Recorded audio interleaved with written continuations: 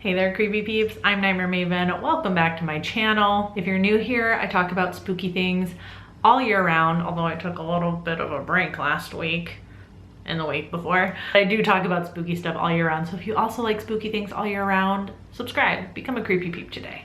In case you missed it, I did make a little post on like the community tab of my channel that I will not be reviewing any films that are being produced by the AMPTP while the WGA and SAG-AFTRA strike is going on. With the help of some of my patrons, I do have some indie horror movies and thriller movies to introduce to you guys that you can also watch while the strike is going on. And the film we're going to be talking about today is The Five Devils.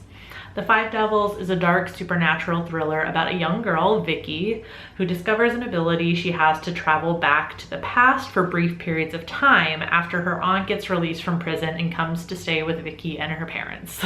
So when this movie was requested, it was requested specifically for me to watch through the lens of being a gay person. That's me. When the movie first started, I wasn't sure where any like LGBTQ aspects were gonna come in because I classically did not look up anything beforehand. I will say it doesn't show up until a little ways into the movie, but it is there. But before I get into that, let me introduce you really quick to like the cast of characters because it's gonna get a little bit confusing. In addition to Vicky, which is the little girl who can travel back in time, we have her aunt, who I mentioned, Julia, who is the sister of Vicky's father, Jimmy, who is married to Vicky's mother, Joanne. So once Julia arrives is when Vicky starts experiencing these like kind of time travel things. Like she only goes back for a brief period of time and it's not established in the film whether she realizes she can do this before her Aunt Julia arrives. I'm kind of just assuming Julia triggers this for reasons maybe that are spoilers and I won't get into. But as she keeps traveling back to learn about her Aunt Julia, who she's never met before, she ends up seeing her mother's past as well because Vicky has a very strong relationship with her mother, Joanne, and she sees that Joanne and Julia actually were a thing back when they were teenagers.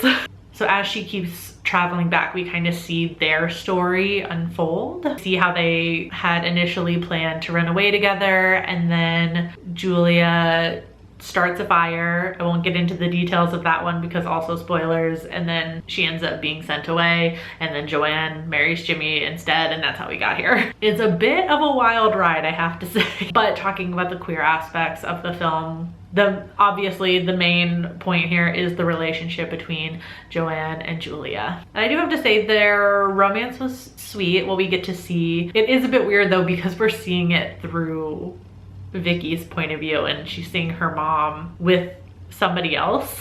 I'll get into it in a second about like what the real point of this movie is. I don't think that the queer storyline really is the point of the film, but it's nice. And even though their story does have a tragic end when they were teenagers, without spoiling it too much, but I know a lot of you out there will be interested to know that the film does have an overall happy ending for our sapphic couple, so yay. Like I said, the queer storyline is kind of like an afterthought. It's just like a backseat thing. I don't think it's the main point of the film, but I kind of took away a theme of how queer people have always existed, with representation getting marginally better these days. Plus with social media making the LGBTQ plus community way more visible than it ever was before, it feels like sometimes there's this like boomer mentality that, you know, like, oh, well, everyone's just gay now. That's like the millennial and Gen Z thing. We didn't have that back then, which is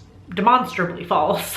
They just weren't as visible, and this movie feels maybe a little bit like it's hinting at that, like, hey, you know, like, and while Vicky is the main character, so her point of view I think is the most important in the film, I feel like we get almost as much POV from Joanne because Vicky and her have such a close relationship. So we do get maybe like a slightly more of a queer storyline once we realize Joanne's relationship with Julia, and that puts her relationship with Jimmy into context because towards the beginning of the film she's talking with her dad about Jimmy, and you kind of get the sense that it's not like, maybe not like a loveless marriage, but they're kind of, spark is gone, they're not having sex anymore and it's not interesting or anything like that.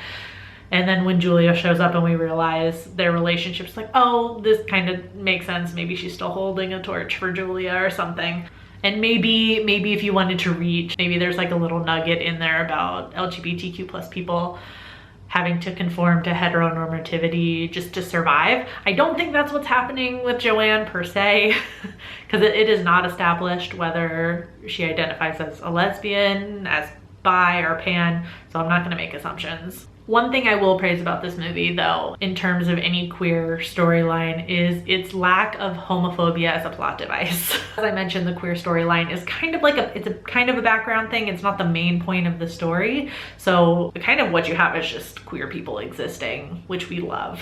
Joanne's father is the only character that does anything homophobic, really. And the reason that Joanne and Julia don't end up together as teenagers is because Julia starts the fire, not because anybody like tried to separate them for homophobic reasons. So kudos for that. That's kind of just my takeaway of the film from a queer lens, but I think the main point of the movie actually has more to do with Vicky and her relationship with her mother. Like, kind of in the sense of just like learning your parents are actual people, you know? And I feel like most of you probably know what I'm talking about. Like when you're a kid, there's this notion that like your parents have just always been your parents because that's how you know them, and it's hard to think of them as a teenager or as a kid.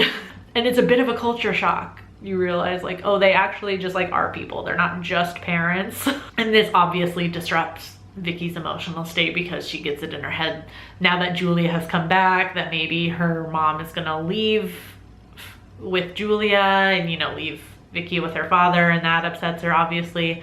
So I feel like the movie's message is far more about like fear of like your parents abandoning you and that realization that your parents are people and they have interests and hobbies and things like outside of being your parent.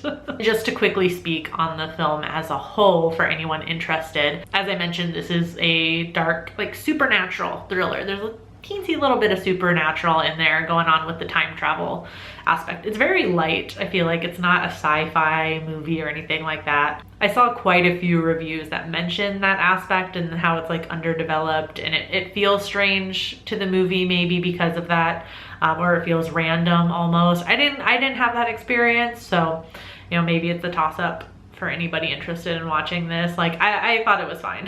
Overall, I think this movie was cool for what it was. It's a bit of a slower burn, which I tend to prefer. If you don't like slower movies, this might not be for you. And it is just fully like a drama thriller. I wouldn't label this as a horror movie either. But if you're in the mood for something maybe a little dark, but not quite horror, this would definitely fit that bill. And as for the queer rep, even though it wasn't really the main point of the story, I thought they did it quite well, and they managed to avoid any of like the really annoying like stereotypical tropes that you see a lot of times in queer storylines quite a lot. So if you've seen The Five Devils, let me know in the comments what you thought about it. As always, feel free to suggest any other movies that you'd like for me to explore from a queer lens. And if you just have any recommendations at all for any indie films that have come out recently that you think deserve more love, let me know about them. I hope you enjoyed this video. If you did, give it a thumbs up. Subscribe if you're new here. Become a creepy peep today, and I will see you